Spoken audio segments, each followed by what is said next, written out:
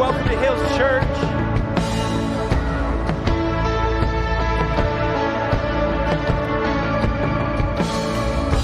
Remember those walls that we called sin and shame? They were like prisons that we couldn't escape. But he came and he died and he rose. Those walls are rubble now.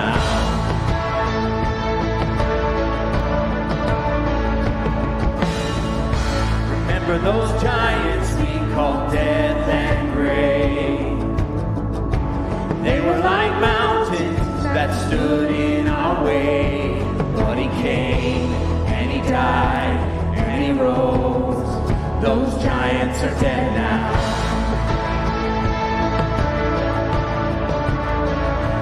This is our God, this is who he is. He loves us. This is our God, this is what he does. He saves us. He bore the cross, beat the grave. Let heaven and earth proclaim. This is our God, King Jesus.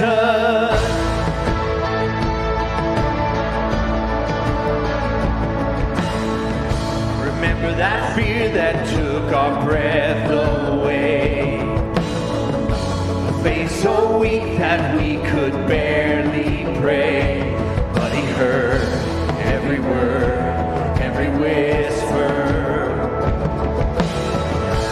Now those altars in the wilderness, yeah, they tell the story of his faithfulness.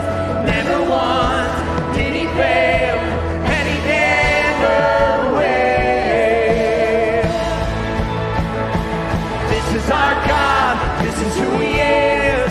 He loves us, and this is our God, this is what he does.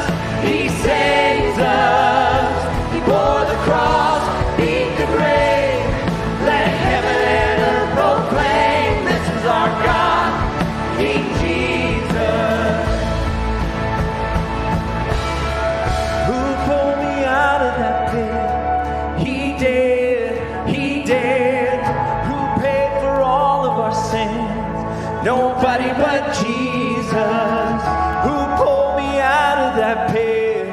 He did, he did. Who paid for all of our sins? Nobody but Jesus. Who rescued me from that grave? Yahweh, Yahweh. Who gets the glory and praise? Nobody but Jesus. Who rescued me from that grave? Yahweh, Yahweh. Who gets the glory and praise? Nobody but him. This is our God. This is who he is. He loves us. This is our God. This is what he does. He saves us. He bore the cross, beat the grave. Let heaven and earth proclaim. This is our God, King Jesus. He bore the cross, beat the grave. Let heaven and earth proclaim. This is our God, King Jesus. King Jesus, you are our God, yeah.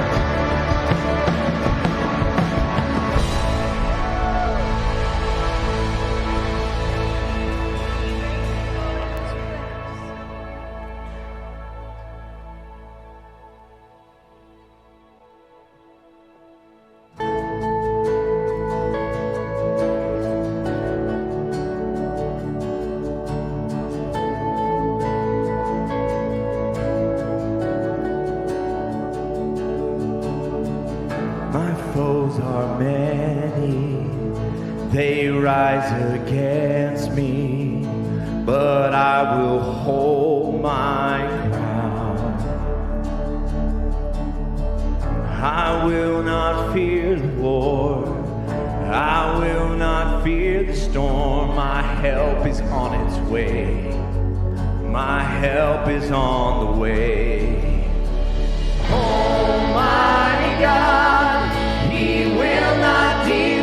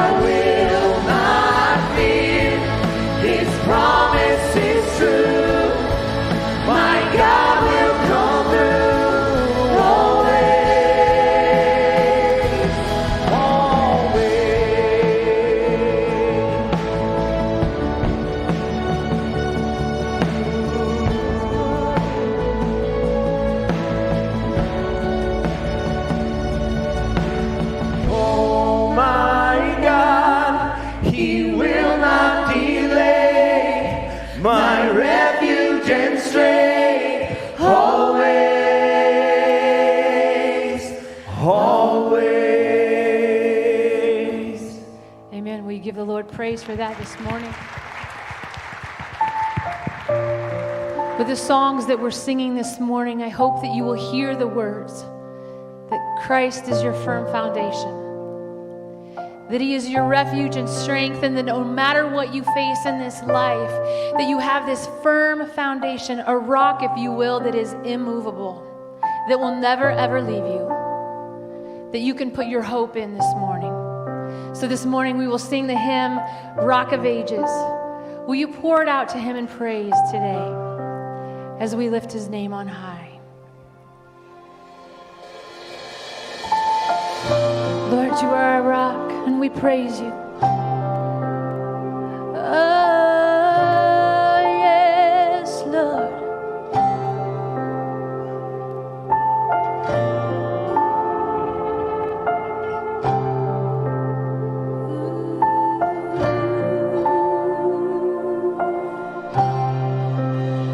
Oh, rock of ages, cleft for me. Let me hide myself in Thee. Let the water and the blood from Thy wounded side which flow be of sin the double cure, safe from wrath and made me pure.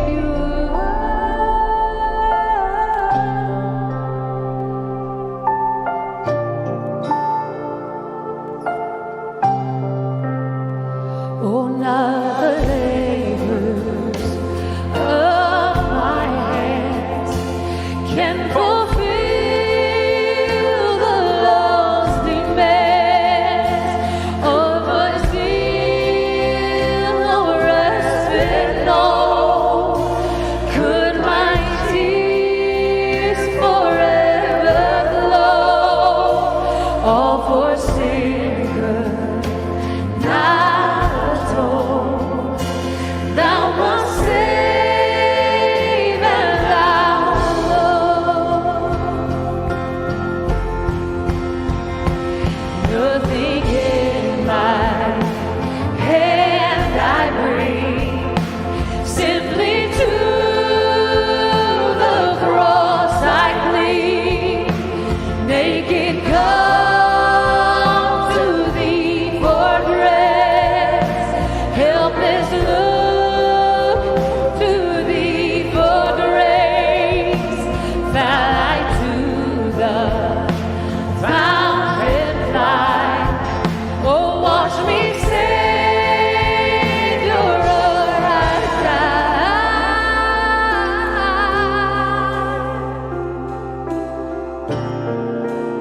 You're holy, Jesus, holy, pure and lovely, King of mercy. Jesus, holy, pure and lovely, King of mercy. You are, Jesus, holy, pure and lovely, King of mercy.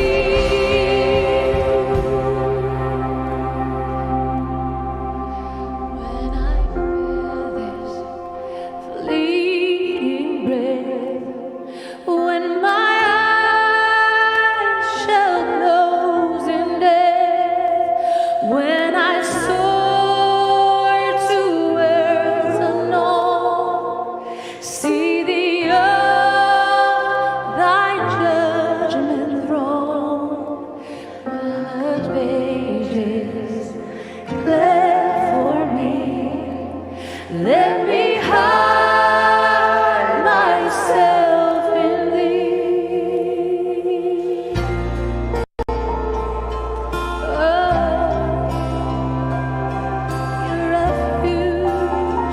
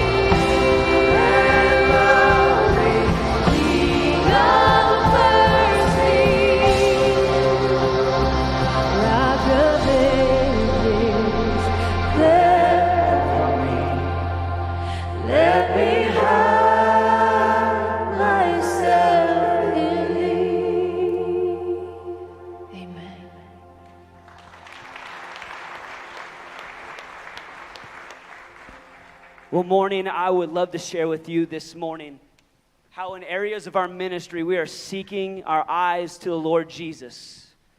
And how we are doing this in our youth ministries. I want to share some testimonies by a few parents who sent us some amazing God stories. First is my son Jacob came to the Rush Conference and had an amazing time. I wanted to let you know that both Jacob and my daughter will be joining you on Sunday nights for the high school ministry. Thank you for being set on fire for this next generation, and I look forward to what God has in plan for all of you. And we look forward to hearing how excited the kids become for Jesus. Isn't that good news? The testimonies continue, and as they're flooding in, my emails are full, inboxes are full. Let me tell you, God is moving. Hills Youth has impacted my child in ways that I will always be beyond grateful for. Although we view ourselves as the primary spiritual influence, which every parent should in their household, amen? We also believe that a strong youth ministry plays a vital role in her overall spiritual development. The Hills Youth leaders have continually displayed spiritual truth and lead by example.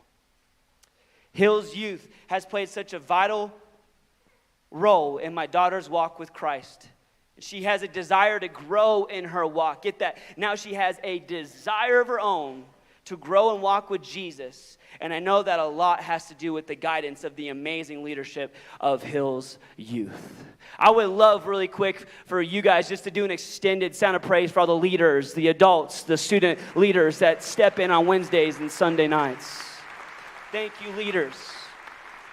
Thank you, leaders. We have over 30, 40 committed leaders each week that have kids of their own, have families, have full-time jobs, that commit to loving on the next generation, that send texts, that go to volleyball games, that coach their teams, that are there in the battle with the youth. I would also love to let you know that over 18 youth currently right now are going through the Bible within 90 days. They're taking leadership courses that are resume building. We have students starting Bible studies at San Juan College. Our youth are taking it to a whole nother level. That's a beautiful thing. Yes, God's moving with our youth ministry within it. And it's not because of me. It is the youth ministry. If it was a Vaughn ministry, that would fall apart. But the youth ministry, man, the youth are stepping up. And I wanna title this announcement FOMO. Okay? Fear of missing out, if you didn't know what that meant. Fear of missing out. If you have a youth that's missing out on our youth ministry on Wednesday nights for middle school or Sunday nights for high school, get them there. The experience that we have for this next generation is something that I've never seen before in my 11 years of ministry. It is amazing what God is doing in the four corners. They got to be a part of it right now. So if they're missing out, parents, drop them off kicking and screaming, okay? It'll be worth it. But we have some stuff coming up that will leave you with FOMO if you miss out. We have our Fall Festival coming up October 28th. Who loves the Fall Festival here at Hills Church? We love the Fall Festival. It's one of our favorite events to be able to host and invite. And we're excited because this year we're going to have a bunch of characters, more than we've ever had before, tons of activities and games, and our kids ministry has been rocking it. I want to shout out Michelle Stotts. If you love Michelle Stotts in here, come on, somebody. Michelle Stotts has been doing a great job leading this out. Within that, we are going to need tons of candy. We're going to have tons of kids and families, and we love to give candy out. We would love to make this experience a whole nother level, so please bring candy on your way into service or during the week. Our doors are open. We would love to make this experience great, but we need the candy, so bring it in whenever you can. Also, we are starting our Christianity 101 class. If you're looking on where do you start in the Word, where do you begin in your walk with Jesus, our staff has put together an amazing class for you to walk alongside of you on those next steps on how to get started. And on the QR codes on the back of your seats, you can go ahead and access that and sign up or talk to our team out in the plaza. To finish up my announcements today, if you are brand new to Hills Church, thank you so much for being here. You are welcome. And for that, we want to celebrate you over in our Student Leadership Center where the youth like to party. We've made it doesn't smell like youth right now, but it will tonight. But when you go over to that Student Leadership Center where the volleyball court and basketball court is, we're going to hang out with you and love on you, and we just want to get to know you. So thank you for being here, and I know Pastor Jeff is about to bring an amazing message today. Check out this video.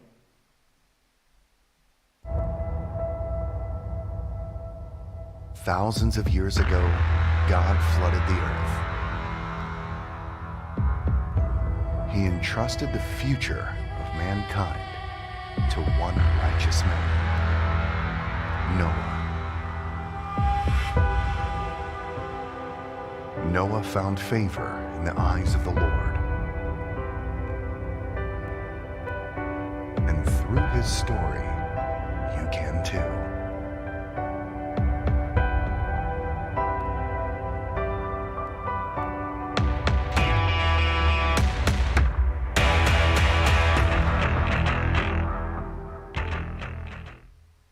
Well, hey, good morning, church. My name is Jeff. I'm the associate pastor here. And I'm going to be honest, I was going to open the sermon today with a story about a time that I crashed a golf cart. But then I heard Pastor Matt's message last week, and I was like, I don't want it to seem like I'm copying him. So I have two different stories I want to tell you today that'll lead us into our message. So I did youth ministry for just shy of 12 years back in Michigan. And we were a church about this size, maybe a little bit bigger, and there were a couple things that as the youth leader, as the youth pastor, I was always having to be aware of. One, we had a closet in our building with 2 wheelchairs in it.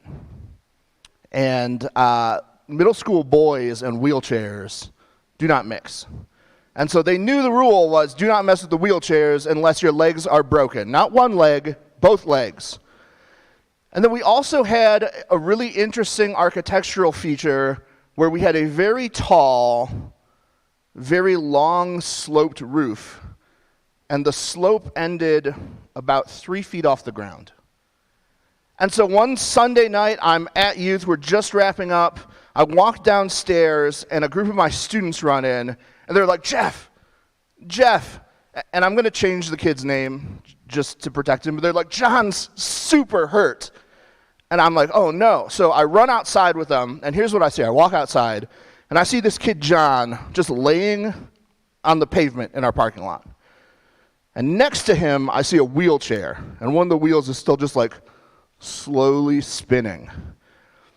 And as I'm running out to him, I look over my shoulder at the roof, and I see that there are 2 8-foot tables making this little ramp up to it. And I slide down onto the ground next to him, and I'm like, buddy, how are you feeling? Are you okay? And he's like, my whole body hurts. And so I get him up, and we have one of our leaders who's a nurse check him out.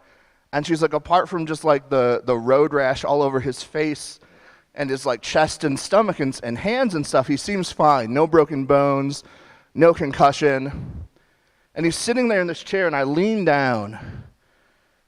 And I'm like, buddy, I'm glad you're okay. He's like, thanks, man. And I go, what did you learn? There's a thing that we do in our house when we parent, and we just call it natural consequences, right? If you have kids, you know what I'm talking about, where sometimes they'll be doing a thing, they'll be like, hey, don't do that. Hey, don't do that, you're going to get hurt. Or hey, don't do that, you're going to break that toy or whatever it is. And after a few times of being like, hey, don't do that, you're going to break that, at some point, for my wife and I, we're like, well, if it breaks, it's gone, and that's kind of on you. And so I'm talking to this kid, and he's like, I shouldn't have done that with the wheelchair and the tables. I'm like, you're right, but here's a life lesson for you, buddy. Play stupid games, win stupid prizes. And so he learned there is a reason you don't mess with the wheelchairs. There's a reason I said don't get up on the roof. There's especially a reason why you shouldn't get up on the roof with a wheelchair. So he learned a lesson. And to be honest, like when I told his parents, that was the worst part, was telling his parents. I was like, hey, so John got kind of hurt tonight at youth, and his mom was like, oh no, what happened? And I told her, she was like, oh, I'll talk to him. The compassion and the care left her voice immediately, and she was just like, oh. Because it was his fault, right? It was his fault. One of the last trips I took with my students before I left was there was a place about 3 hours from where we were that did laser tag. And not just like you put on these vests and you shoot each other with like Kmart style like hand scanners. Like they were based in a 3-story abandoned armory. They had realistic weighted sized guns. You would go and you would play for 3 hours. And they would set up all kinds of scenarios. It was a ton of fun. It was one of the most popular trips that we did. And so the last one that I did, we took 74 students, and we took 18 leaders, and we packed out the place. And so we got up there, and we got up there a little bit early because I wanted to make sure that I had time to check us in and make a payment and double check that the company who ran the place didn't need anything from us. So we pull into this parking lot, we get out, and there's this big open lawn, and you can look out over this canal, and it's wonderful until you let 74 middle school and high schoolers get out, and they're just running around, they're freaking out. And I'm like, hey, everybody. And so I gather them up. I'm like, I'm going to go in, and I'm going to get us checked in, and I'm going to pay for stuff. Make good choices. Make good choices, because in my previous times, we had people try to get in the canal.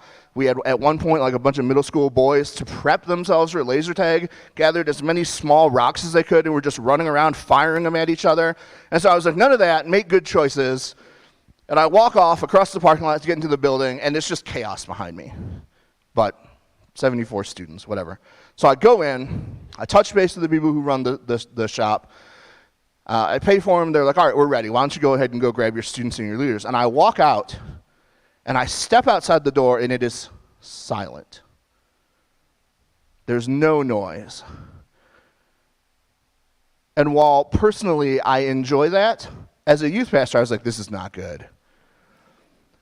And so I look out across the lawn, and there's one girl sitting on the curb just weeping quietly, holding her head. There's clusters of students just standing around not knowing what to do. And there's one boy who's standing off under a tree just with his arms up against the trunk and his head on his arms like this. And I was like, what happened?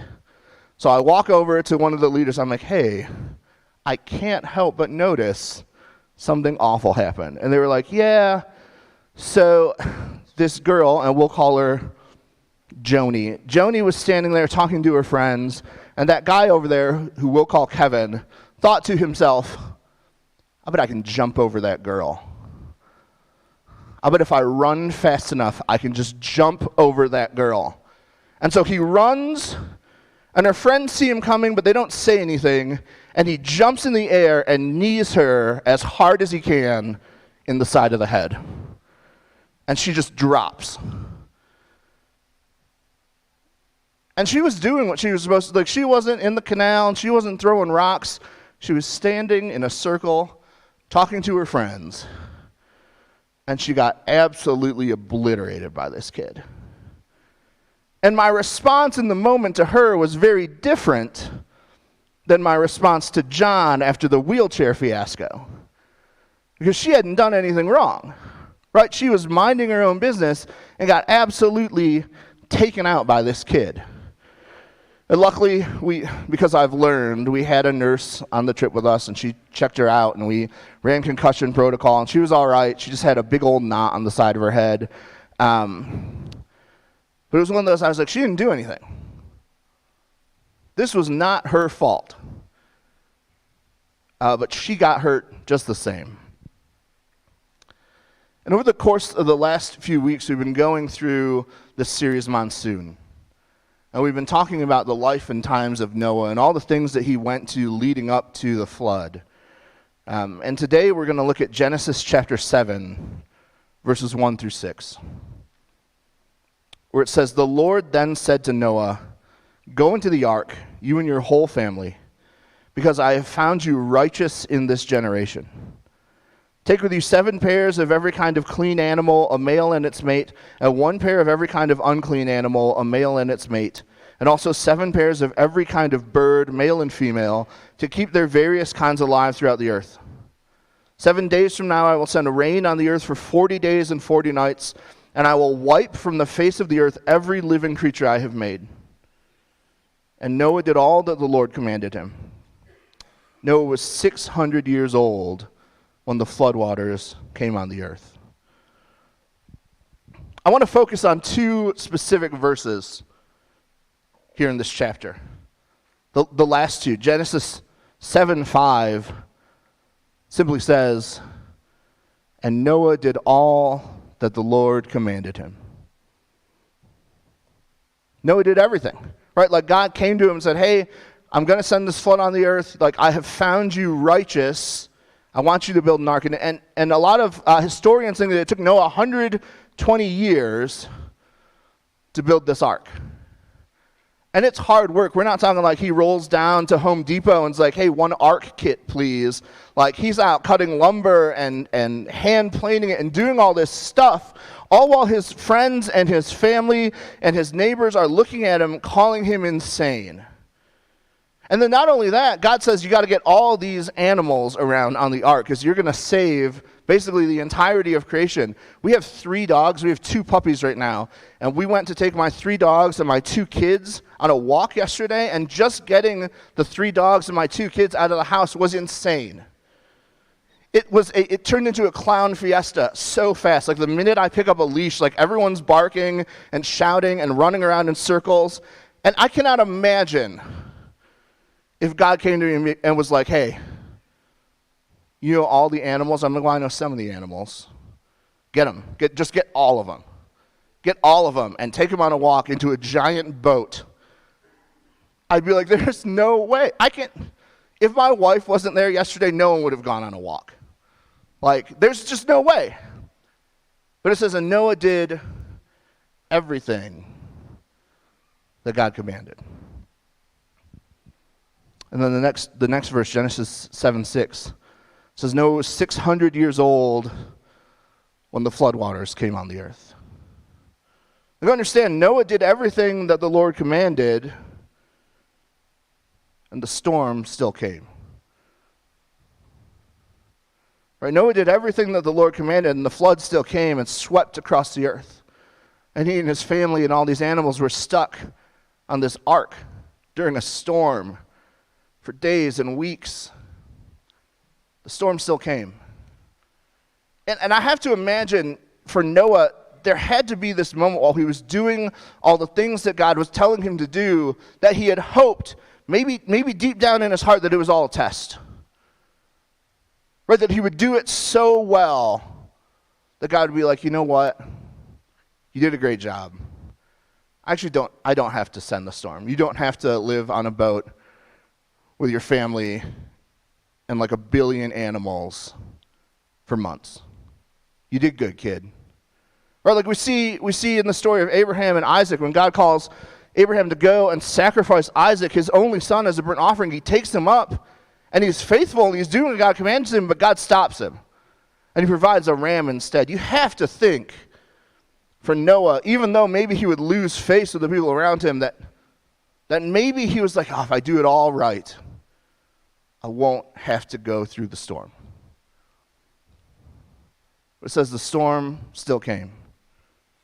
And the floodwaters still rose. So what I want you to understand is sometimes we can do everything right, and the storm still comes. Sometimes we can follow God exactly the way that he's called us to, and the storm still comes.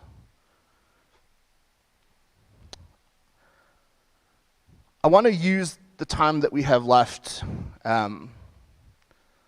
to have kind of an open and honest dialogue about what is honestly, I think, a hard subject.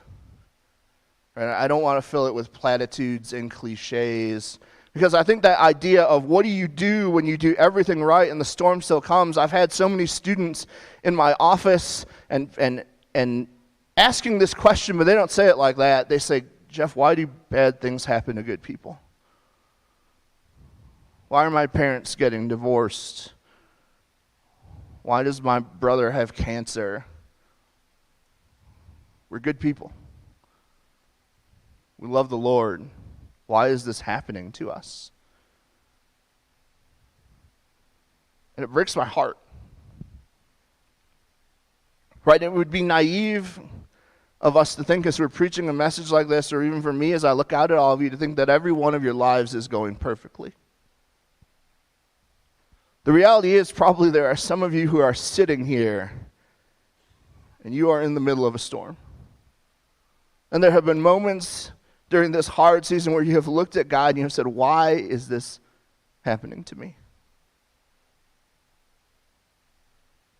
Why does it feel like The minute that I'm getting my life going where you want it to, it feels like I'm getting the absolute crap kicked out of me. And today I want to use this time to talk about it, because I think it's important that we talk about it. I think it's important that we don't dance around the hard subjects. And when we look at the story of Noah, right, and the storm still came. This hits home a little bit for me because some of you know, if you heard my first sermon ever here a little bit under a year ago, my family and I moved from Michigan. And I did youth ministry there for, just shy of 12 years, and really felt God saying, hey, your time in youth ministry is done, but your time here in Michigan is done too. And so my wife and I prayed about it and talked about it, and we responded in faith the way that we felt that we were called. And I quit my job without having another job. I delivered Amazon packages for a little bit before we ended up moving out here. And right before I came out here for my first interview, my dad died. And then the day before we left to move down here, I found out that the sale on my house fell through because they had found structural damage on one side of it. And we got here, and the day after, the week after we got down in New Mexico, my wife's van died. And I remember talking to my wife, and I was like, what is happening? Like, is this not what God wanted for us? Are we not doing the things that we were supposed to do? But no, both of us felt really sure that we had heard the voice of God, and that we were supposed to be here in Farmington, and we were supposed to be here at Hills Church, and that this was the place and the church and the community that he had prepared for us. I remember we were like, then why is it going down like this? Right? And I'll be honest, we're a year out. Things are still kind of hard. Like, we stepped into a lot of debt getting out from under the house and replacing my wife's car. And for the first time in my adult life since like college, like at one point a month ago, I had like $12 in my checking account. And it's not been like that in a really long time. And I'm not telling you that for you to feel bad for me, because here's the beautiful thing. Like, we paid all our bills and we had groceries and food and all that stuff. And every time we felt like maybe we wouldn't have enough, God has provided in amazing ways. But it's still been hard. And it's still been hard in a season of time where we felt like we were doing exactly what God wanted us to.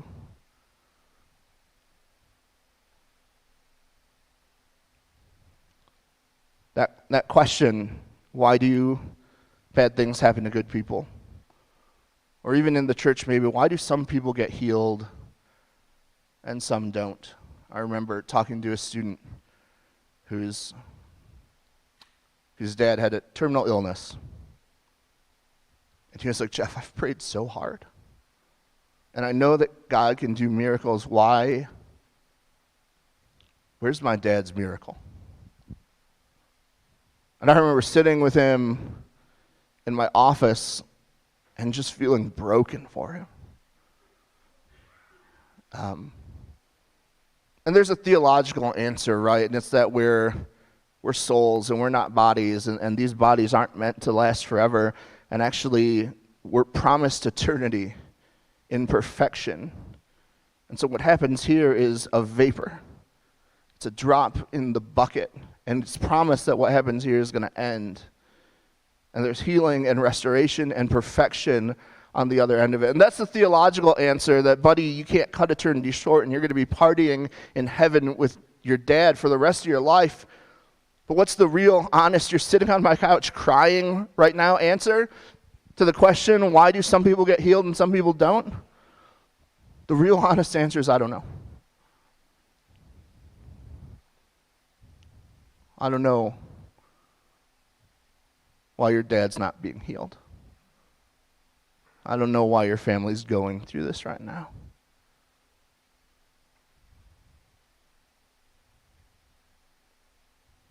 But I do know that even though it doesn't feel like it, God's still here. And God's still good. One of the things I think sometimes we get wrong in faith that I want you to understand is that Jesus never said it would be easy. I think sometimes we come to faith and we get pitched this idea that Jesus is the answer. And Jesus is the answer. But don't misunderstand, life is still going to be hard. And actually, in some ways, a life of faith is going to be harder than not living a life of faith and seeking after Christ. Jesus never said it would be easy. In fact, he said the opposite. In John 16:33, he says, I have told you these things so that in me you may have peace. In this world you will have trouble. But take heart, I have overcome the world. Understand, in this world you will have trouble. The storms are going to come. The storms are going to come. And I think sometimes we think like, well, we're Christians, so we're not going to face the storms, or we're Christians, so we're going to just kind of float through it. And the reality is we're going to walk through it like everybody else, except we cling to hope. To a hope that never fails. To a Savior who has victory over the world. In Matthew 7:14, Jesus says, but small is the gate and narrow the road that leads to life, and only a few find it. In the ESV translation, it actually says, the gate is narrow and the way is hard. The way is hard. Storms are going to come. But through that hard path, through that narrow gate, is the road to life. Life abundantly. Life to the full. The rich and satisfying life. Storms are going to come. But Jesus has overcome the world. Jesus has victory over the world.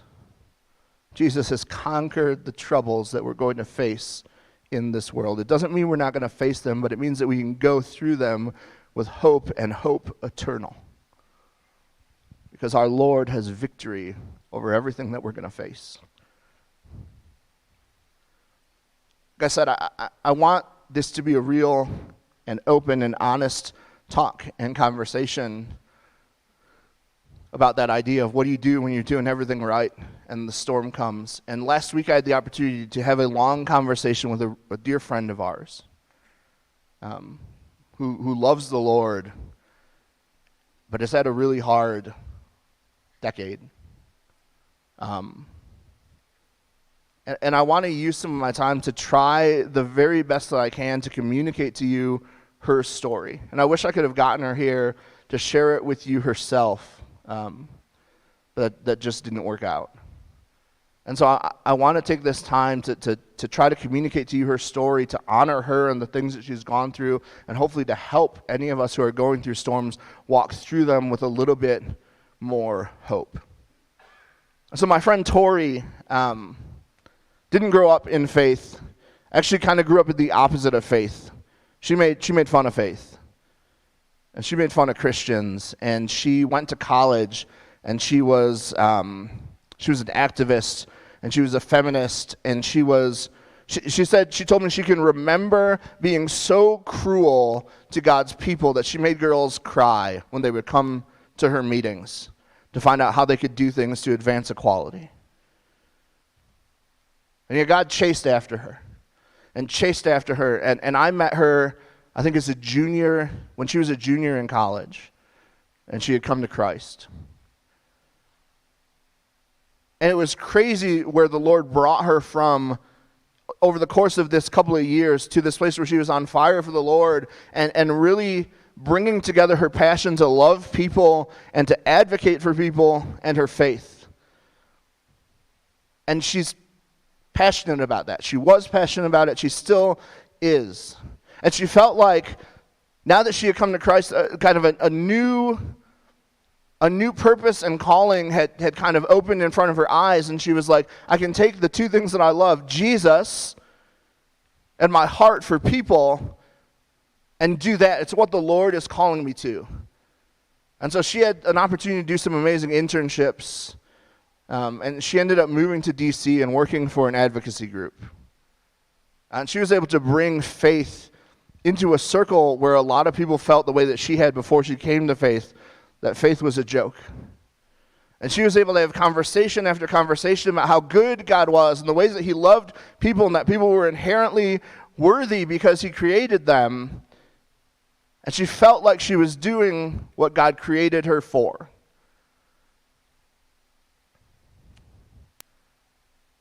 She turned down jobs where she would have made more money and made bigger connections to serve people and to talk about Jesus. And then she said, and one night I went to bed healthy, and the next day I woke up sick. And I've been sick ever since.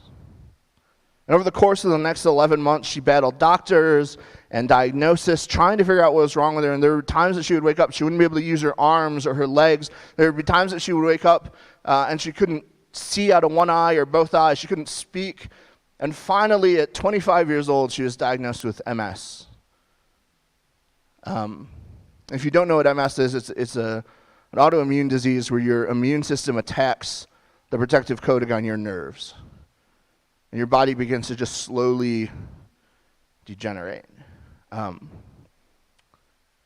she has her symptoms are pretty severe. Like I said, she'll wake up sometimes and she can't see, or her limbs don't work the way that they're supposed to. So she finally got her diagnosis and she started treatment. And the treatment is immunotherapy. And so she became immunocompromised. And then right while she was starting her treatments, COVID hit. And because she was immunocompromised, she had to isolate. Like really, really isolate. Her medical team was like, if you get COVID, you will probably die. And so she went from this place of living in her calling, being surrounded by community, to feeling like her body was destroying itself and having to isolate in her apartment. She was mad. She was hurt. She was sad. She told me she wrestled over and over and over with God about why this would be happening to her, to the point that she actually walked away from faith and tried to just do it on her own for a year. And she told me that was the biggest mistake of her life. And she had this moment where God was still chasing after her. And I remember she said it was crazy because when I was healthy, I felt like God chased after me because of all the things that I could do for him. I was going to go places, and I was going to share the kingdom, and I was going to do all this good work. She's like, and here I am broken and sick and not sure what's going to happen, and God still chased after me. So she came back to God. And she told me on the phone, she was like, and Jeff, God's still using me. I'm speaking about faith, and I'm speaking about my experience, and I'm loving people, and I'm still advocating for people. She was like, and it's not what I ever thought it would look like. And it's not what I ever hoped it would be, but I'm still being used. And I can't imagine what it would be like to go through something like this and not have faith. She was like, I see God's mercies every day. And his miracles every day. She's like, and it's not the miracle that I'm hoping and praying for, which is total healing. She's like, but I see him. And I see his faithfulness. And I see his goodness. And I see hope eternal. Even though there are days that I don't feel it. She's like, I wish I could tell you that I was in this place where I was like, no, things are fine. I'm glad this happened to me. And, it is well with my soul. She's like, I am not often in that place. She's like, I am constantly wrestling and struggling through what is happening in my body. She's like, but my faith is carrying me through it. And so I asked her, I said, what would you want me to communicate to people who are going through a storm? What would you want me to communicate to people who are maybe coming alongside others who are going through a storm? She said,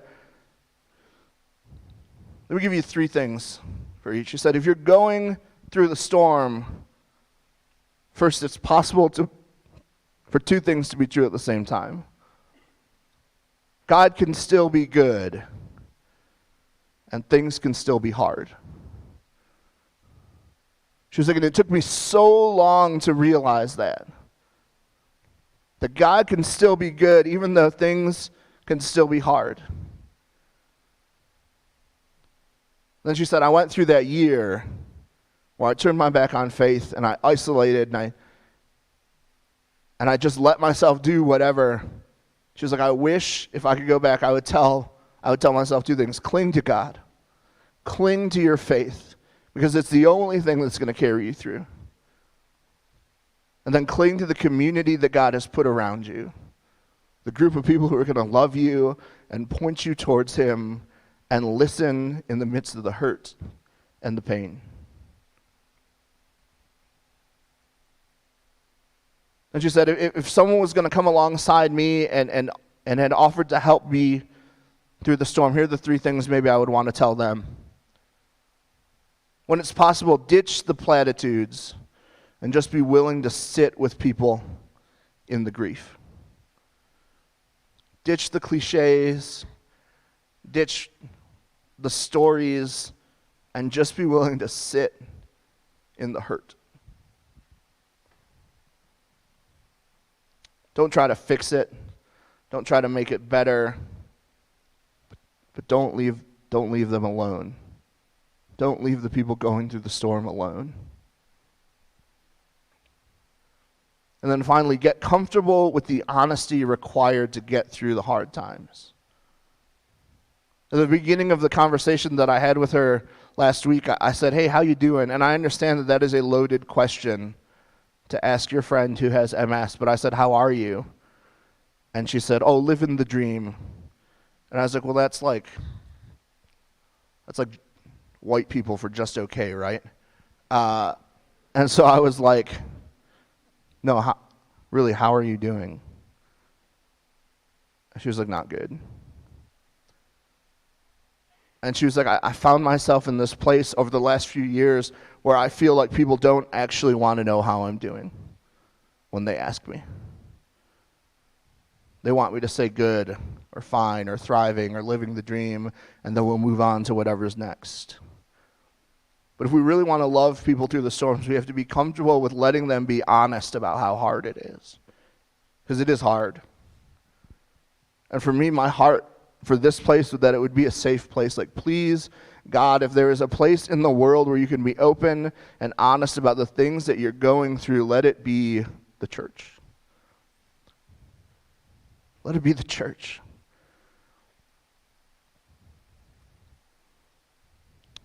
What do I want you to take from this whole thing?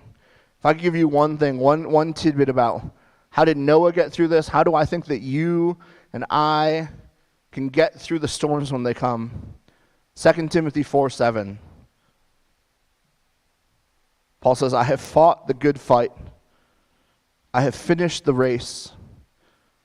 I have kept the faith. Finish the race. I'm not a runner. I don't know if you can tell by looking at me. I feel like I'm good at some things. I've been gifted in some areas. Running, not one of them. I will run from a bear. I will run for free food. That's about it. And there are lots of people here on staff and in this community who run. Like, they're excited about planning marathons and ultra marathons, and that is not my bag. And the closest I can compare it to is the summer between my 8th and 9th grade year. I was at youth group, and this pastor and his family came from a neighboring town, and they were kind of like, hey, we're taking a 450-mile bike trip this summer.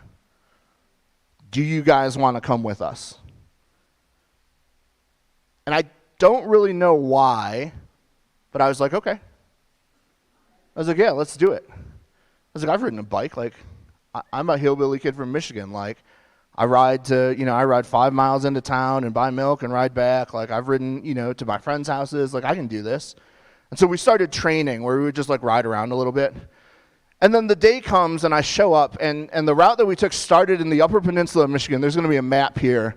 Started in the Upper Peninsula of Michigan and went across the Upper Peninsula down into Wisconsin to Green Bay, where we stopped and stayed at a large church.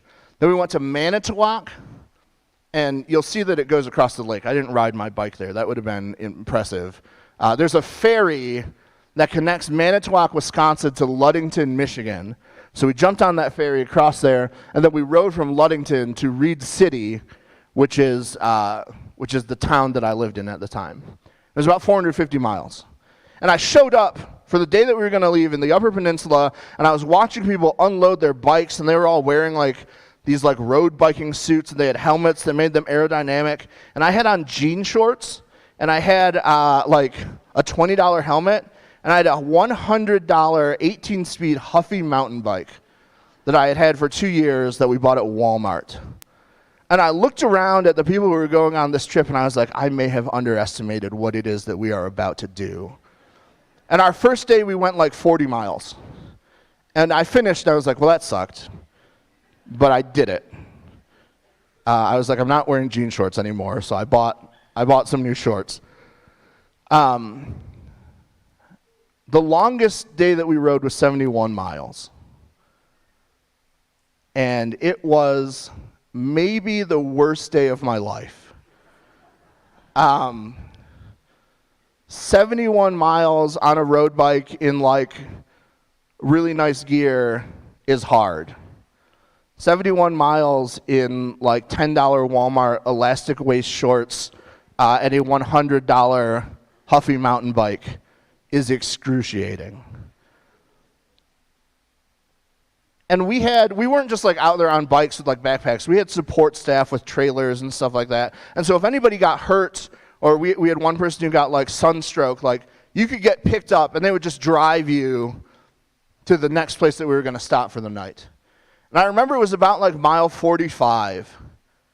And I was like, I'm not gonna make it. Like, this is awful. Like, I'm sweaty in places and I'm chafed, and I still have like half of this ride left to go, and it's taken me, it is later in the day than it probably should be, and I'm still riding, and I still have like 30 more miles to go. And I was like, I could tap in. I could have them pick me up in the trailer, load my bike in. I could be in camp in an hour, sitting and icing things. And then I was like, no, I want to do this. I want to finish what I started. And I did. I pulled into camp. I was the last one. And luckily I had a couple of people who said, like, you know what, we'll pace with you. And I was the last one. And I pulled in, and it was dark, and I had to set up my tent. And I set my tent up in the dark with a headlamp, and I passed out and went right to sleep. But I did it. I finished that day, and I finished actually the whole ride.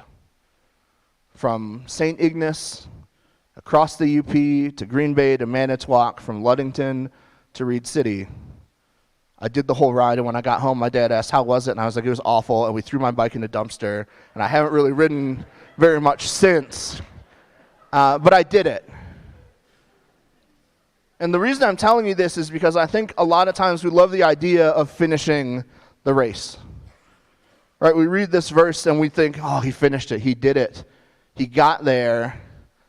He's hearing right now, well done, good and faithful servant. And I think that's what we want. Right? We want the finish line. We want the moment of glory. In our faith, we want well done, good and faithful servant. But understand, to get to the finish line, to finish the race, means you have to go through everything that the race entails.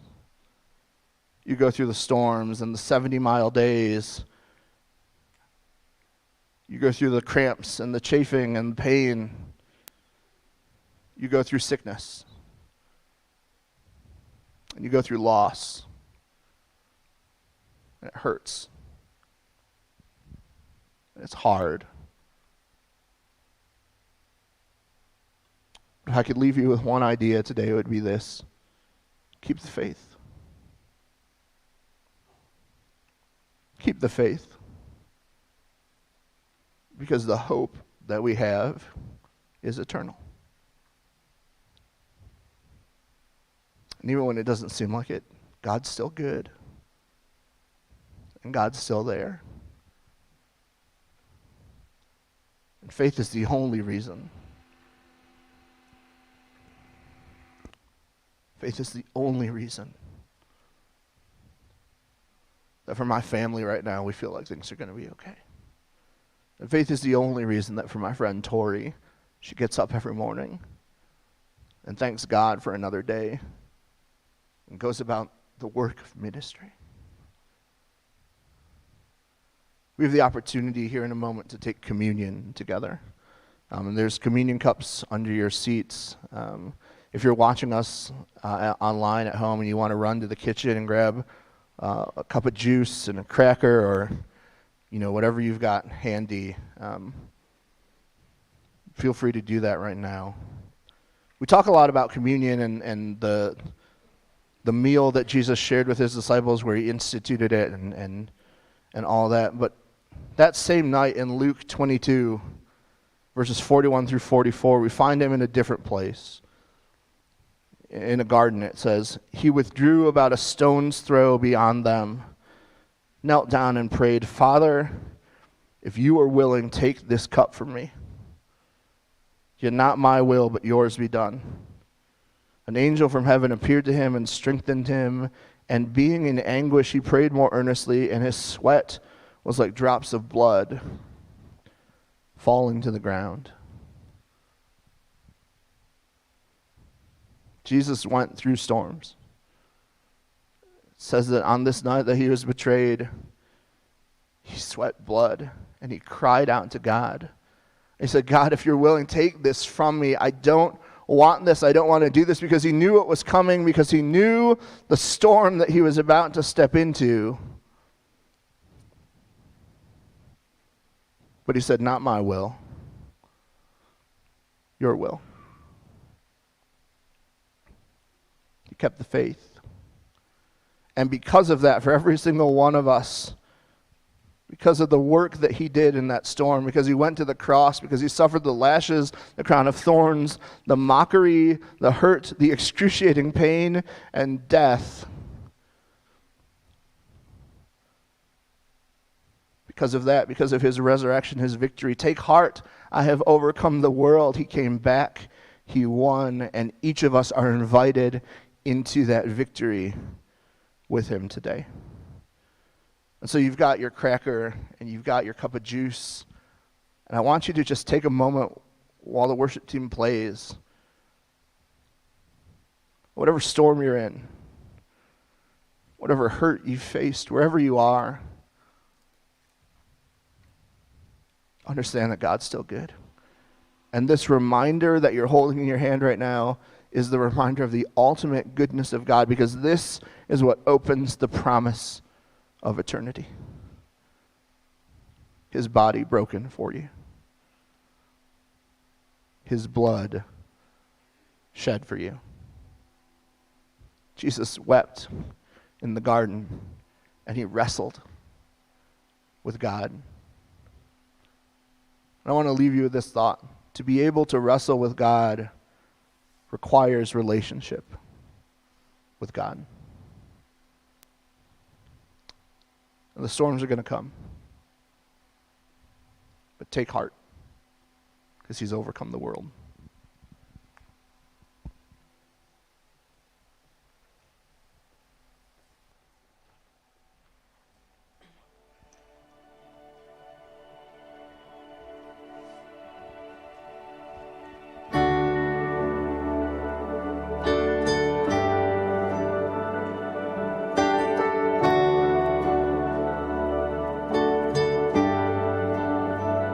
How great the chasm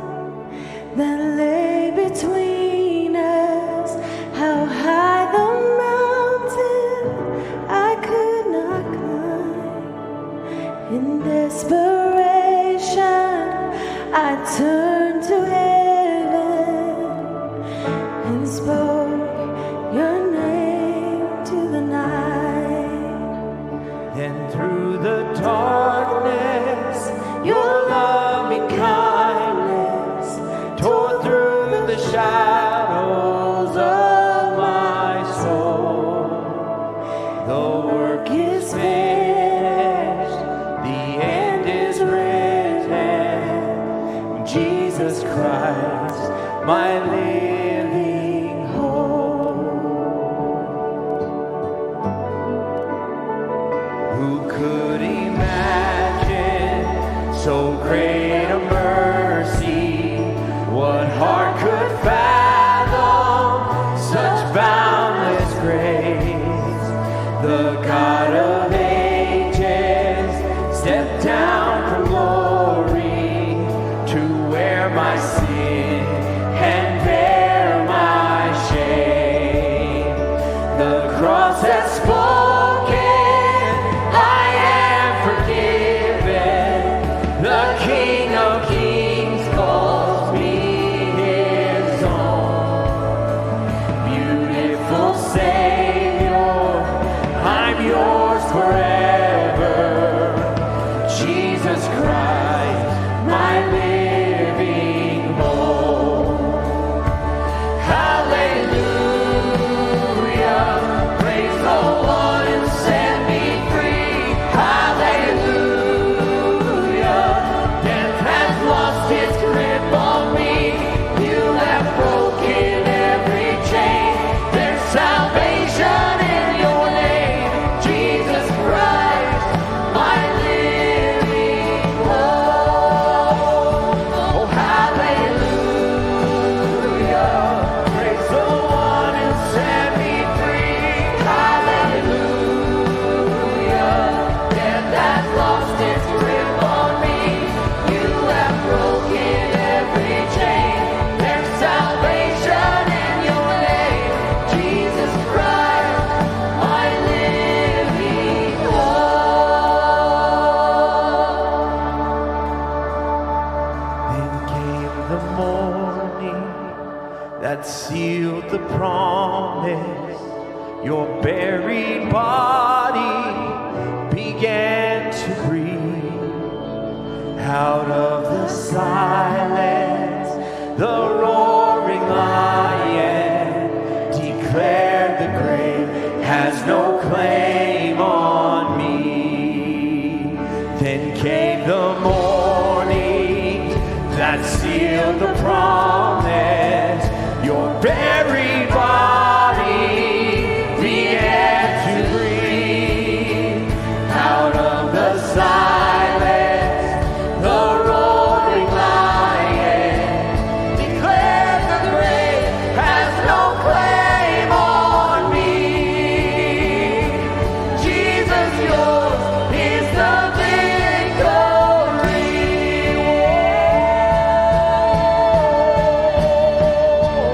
Hallelujah.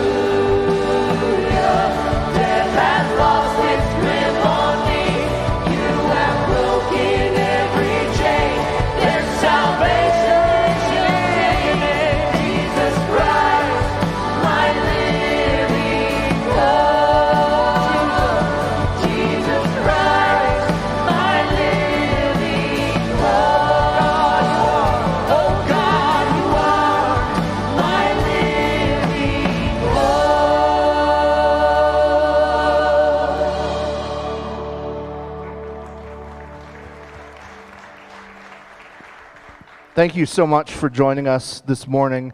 If we can pray with you about anything that you're going through, if you're going through a storm right now, we're going to have a team of people right over here. We'd love to pray with you. If you want to put a prayer request out on our prayer wall, just head out into the plaza, hang a left. It's right there in that little back room. Fill out a card. We have prayer teams and staff who pray faithfully over those. If you're new around the church, we'd love to meet you. Head across the parking lot to the student center, to the open house. We'd love to be able to connect, just meet you, shake your hand, and we're so glad that you're here.